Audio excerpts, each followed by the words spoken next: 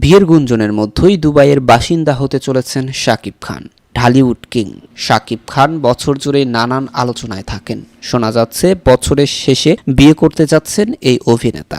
এবারে নতুন খবর দিলেন তিনি। বেশ কয়েক বছর ধরে গুঞ্জন চলছিল যুক্তরাষ্ট্রের বাসিন্দা হচ্ছেন তিনি। তবে আজ নির্মাতা প্রযোজক অনন্য মামুন সংবাদ মাধ্যমে নিশ্চিত করেছে সংযুক্ত আরব আমিরাতে সম্মানজনক গোল্ডেন ভিসা পেতে যাচ্ছেন শাকিব খান। অনন্য মামুন বলেন, আরব আমিরাতের সংস্কৃতি মন্ত্রণালয় থেকে ক্রিয়েটিভ কালচার ক্যাটাগরিতে গোল্ডেন ভিসার রিকমেন্ডেশন পেয়েছে শাকিব। এখন কেবল সেটা রিসিভ করে আনা বাকি। এই ভিসা ভারতের বড় বড় তারকারা পান, সেখানে শাকিব ভাই পেয়েছেন, এটা গর্বের বিষয়। এতদিন তিনি ট্যুরিস্ট ভিসায় আমিরাতে যেতেন, এখন যাবেন আরো সম্মানিত হয়ে। শাকিব খানের প্রথম প্যান ইন্ডিয়ান সিনেমা দরদ পরিচালনা করছে অনন্য মামুন। ভালোবাসা দিবসে দরদের ফার্স্ট লুক পোস্টার প্রকাশ পেয়েছিল। সিনেমাটি এই বছর মুক্তি পাবে বলে জানিয়েছেন নির্মাতা। এই সিনেমার সূত্র ধরেই অনন্য মামুন জানিয়েছে শাকিব খানকে নিয়ে সামনে আরো কিছু কাজ করতে হবে।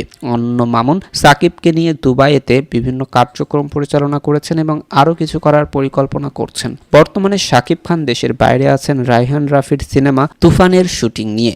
ভিসার বিষয়ে এখনো কিছু জানাননি শাকিব খান। যদিও বছরের শুরুতে দুবাই গিয়েছিলেন শাকিব খান, সামাজিক যোগাযোগ মাধ্যমে প্রকাশ করেছিল দুবাইয়ের ছবি। দুবাইয়ে ভিসার বিষয়ে কথা উঠতেই অনেক শাকিব ভক্তের প্রশ্ন, তাহলে কি এবার দুবাইতেই বিয়ে করবেন শাকিব? বিভিন্ন সময় বলিউড হলিউডের তারকাদের ক্রিয়েটিভ কালচার ক্যাটাগরিতে গোল্ডেন ভিসা দেওয়া হয়। বলিউড বাদশাহ শাহরুখ খান, সঞ্জয় দত্ত সহ অনেক বড় তারকারা এই ক্যাটাগরিতে গোল্ডেন ভিসা পেয়েছেন। এবার সেই ক্যাটাগরিতে বাংলাদেশ থেকে প্রথমবারের মতো কালচার মিনিস্ট্রি থেকে রিকমেন্ডেশন লেটার পেলেন বাংলাদেশের কিং শাকিব খান।